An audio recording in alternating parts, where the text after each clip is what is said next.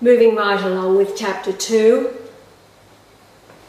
The manner with which the fathers of the order must conduct themselves to acquire and preserve the familiarity of princes, magnates, and powerful and rich persons. Number 1, it is necessary to do all that is possible to gain completely the attentions and affections of princes and persons of the most consideration, for that who, being on the outside but in advance, all of them must be constituted our defenders. Now, how are they going to get them to be their defenders? This is how he goes on to explain in point number 2. As we have learned by experience that princes and potentates are generally inclined to the favour of the ecclesiastics when these disseminate their odious actions. That means make little of their odious actions. And when they give an interpretation that they favour. Unlike John the Baptist, who was beheaded for his calling out Herod.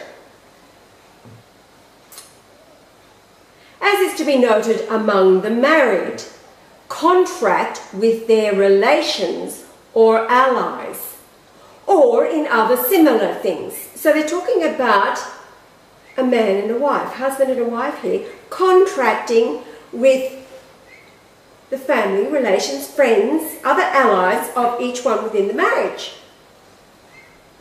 Assembling much with them, that is, the allies within the marriage, to animate those who may be found in this case, saying to them that we confide in the assurance of the exemptions, that by intervention of us fathers, which the Pope will concede if he is made to see the causes, and will present other examples of similar things, exhibiting at the same time the sentiments that we favour under the pretense,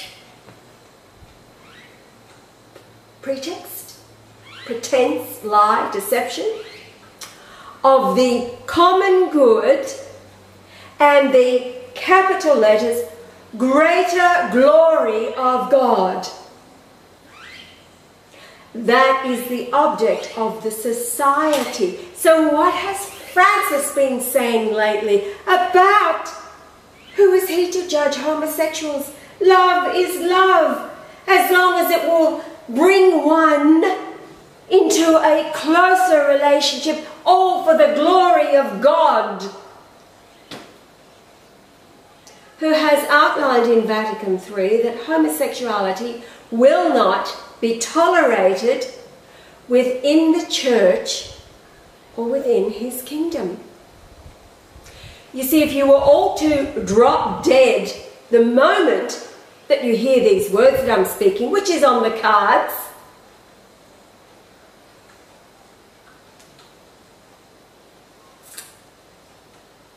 all of those who are practicing homosexuals would not be going anywhere near God or the heavenly presence or into the afterlife with the promise of paradise. No! You see, nothing that offends enters the kingdom. So by Francis, who am I to judge? All for the greater glory of God, he is sending you straight to hell. Is he your friend? No, he hates you. He is the embodiment of Satan. He has no love for your soul. Yet the one that you reject has warned you over and over and over and over. Isn't that what a father does? A true father? Or a mother, for that matter, warns their child, you cannot continue like this. There is no future in it. We're at the time of the end of the reincarnations of all souls. All have been given, they're up to 7 chances to get it right. There's a whole bunch of you out there who are not going to make it. Francis won't tell you that. 11 days. 11/11. 11th of January. 11 days until the 11th of January. The 70th birthday of the Christ. You see, the missing week of Daniel that all of you Protestant preachers and teachers and pastors and evangelists out there have been trying to figure out, where is it? Well, it's the last week or 70 years, 25,200 days of the second incarnation of the Lord Jesus Christ. Since January 11th, 1944, his rebirth date. 2:22 a.m. he came like a thief in the night, the whole world sleeping in the darkest hour of World War II. Number 3, if at this same assembly the prince treats of doing something that will not be agreeable to all the great men, for which we are to stir up and investigate, meanwhile counselling others to conform with the prince. Do you see what he's saying? Stir up one side, at the other side conform with the prince. What's that? Creating the chaos? What's the New World Order? What is it? Order out of chaos? Hello? This is all straight out of the Talmud. New World Order. Protocols of Zion.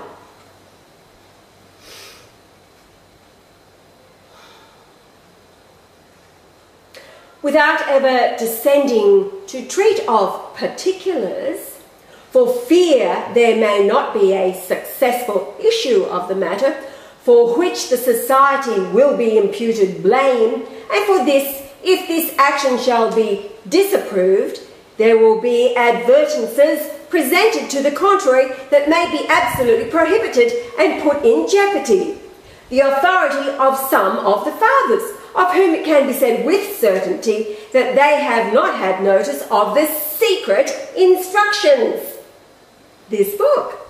For that it can be affirmed with an oath. Jesus, he said, let your yes be yes and your no be no. Anything else is of the evil one.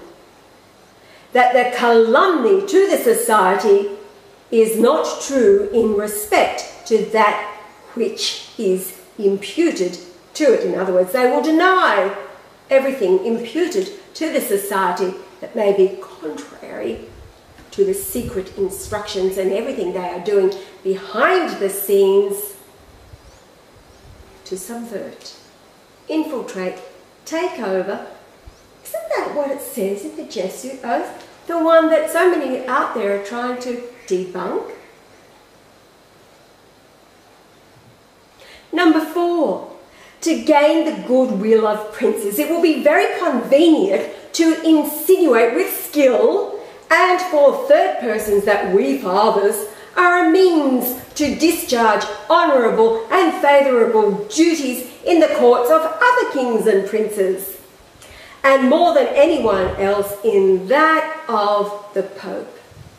By this means we can recommend ourselves and the society for the same. No one must be charged with this commission but the most zealous persons and well versed in our institute. In other words, anything that any ruler of any nation wants, the Jesuits can organise it because they have the power to do it. Number 5, aiming especially to bring over the will. Notice how they talk about the will of the nation, the will of the prince, the will of the king, the will of the people. Hello! The Christ has said all along, free will. It's what man asked for from the beginning of the creation. We want free will. So he gave it to you. And where has it got everybody? Subject to that will of yours, being captured, manipulated, despised, and used for the purposes of evil.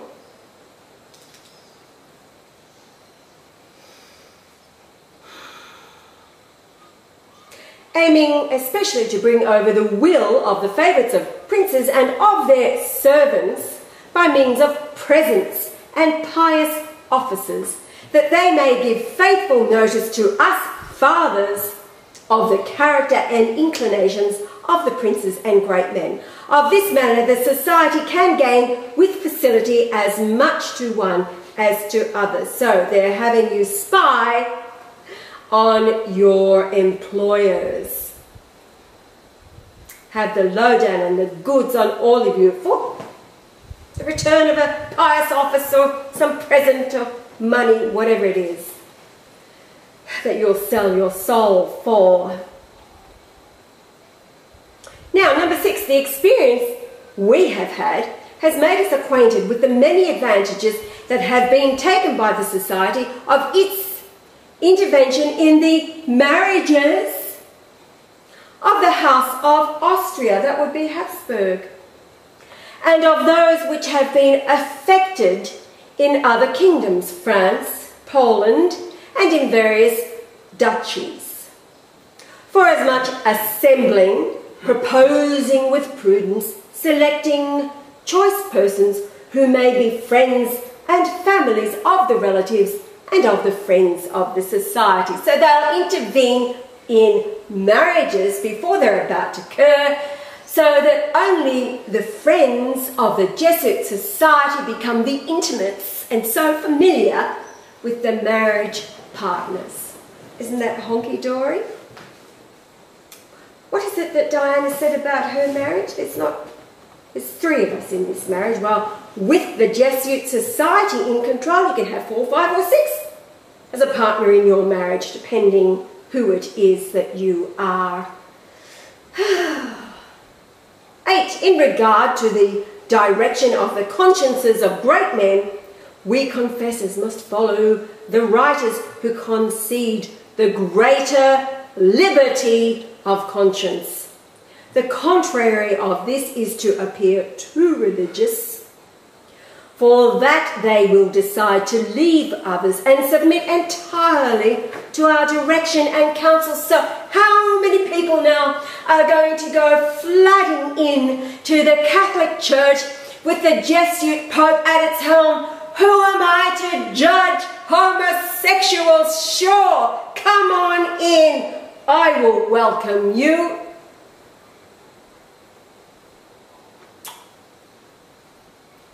The gates of hell will swell.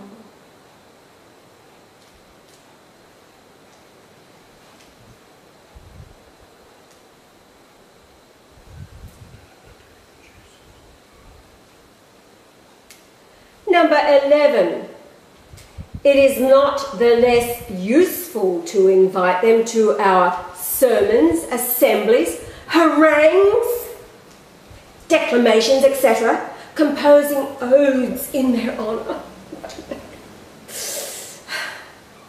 dedicating literary works or conclusions, and if we can for the future, give dinners and greetings of diverse modes. Francis, what has he done? Not only does he not judge the homosexuals, he's given a free pass of atheists into heaven. Don't have to believe in Jesus. He's nailing to the cross. Means nothing. Crucifixion, the resurrection.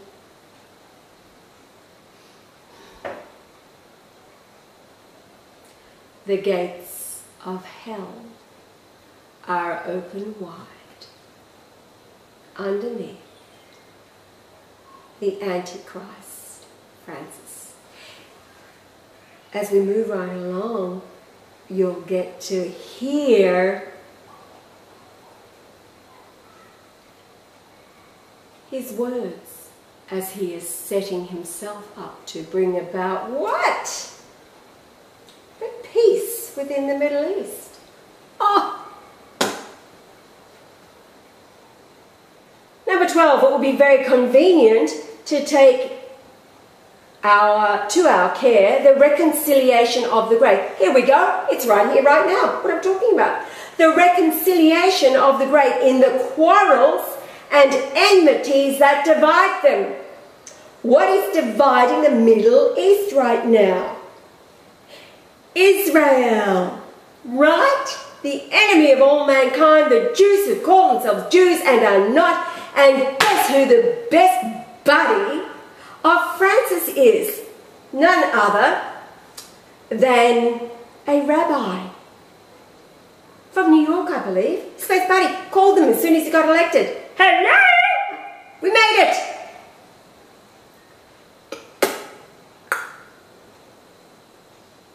The Jews who call themselves Jews and are not. The enemy of all mankind nailed Jesus, but he condemned them. The script is already written. All of you who are so foolish to be going along with the Antichrist. Informed today that some of you pastors out there, Baptists in particular, you know the Christ is here, but you're afraid. You should be. Very afraid. If you haven't got the guts to speak up and tell your congregations that the Christ is already here,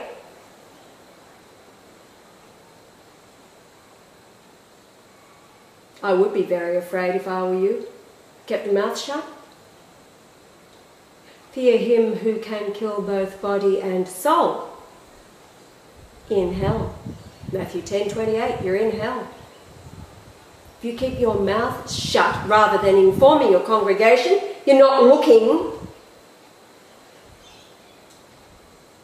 for their acceptance. You are informing them. You've been informed. You have a duty to pass it along, just as Pope Benedict did when he wrote the apostolic letter announcing to the world that the Christ is indeed returned and recognized by him, the image of the Shroud of Turin. If you will not inform your congregation, who are praying for Jesus to come, that you have news that he is here, and read that apostolic letter, which is in 18 languages at the script site. If you do not do that, then you have much to be afraid of. You think you're going to heaven? No way, Jose. Gutless wonders. He did not die. He was not nailed to give you salvation through grace.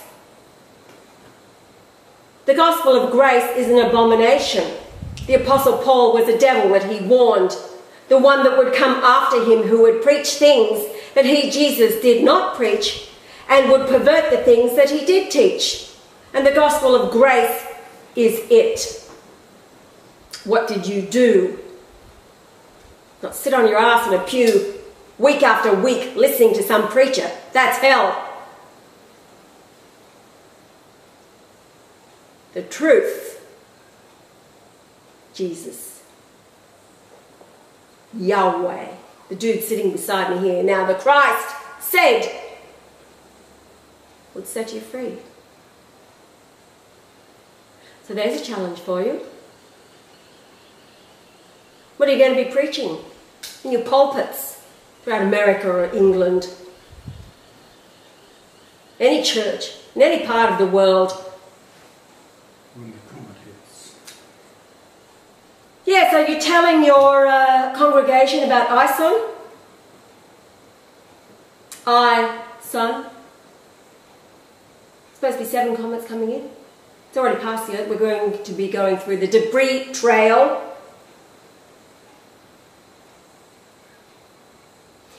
Because guess what? The Christ has been back here for his 69, almost 70 years, judging every nation. Judging every person that comes into his life, everybody that he has had a conversation with. prophecies of Isaiah. Not one worth saving.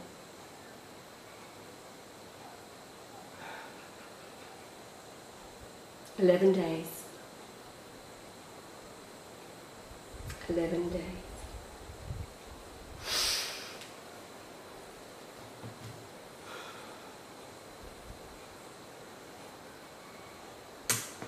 Oh, right, so it continues here. Point number 30. Oh, here we go. I'll go over 12. Number 12, be very convenient to take to our care the reconciliation of the great in the quarrels and enmities that divide them. Then by this method we can enter little by little into the acquaintance of their most intimate friends and secrets. And we can serve ourselves to that party which we most in favour of that which we present."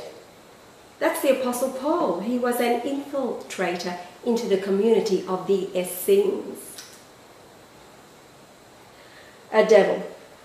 Number 13, if there should be someone at the service of a monarch or prince, and he were an enemy of our society, it is necessary to procure well for ourselves, better than for others, making him a friend, employing promises, favours, and advances, bribes, which shall be in proportion to the same monarch or prince. I'm thinking of George Ganswain, who has sworn an oath to the Antichrist not to mention the name Brian Leonard Golightly Marshall, the returned Christ, that he himself communicated with while he was in the papal office of Pope Benedict, as the second coming was unfolding in the early part of March 2013. "No one shall recommend to a prince anyone, nor make advances to any who have gone out from us, being outside of our society, and in particular to those who voluntarily verified, for yet when they dissimulate they will always maintain an inextinguishable hatred to the society." I wonder why that would be. An inextinguishable hatred to the society.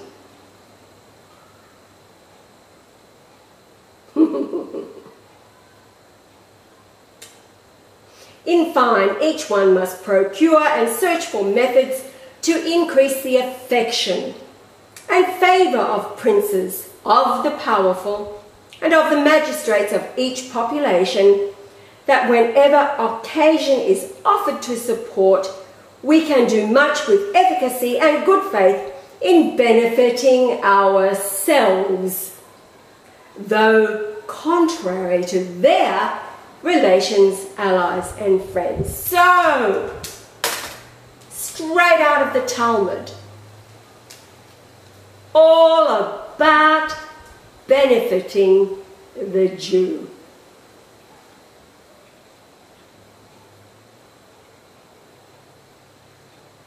It's just chapter 2. I think I'll move right along to the one about relieving the widows of their property and children.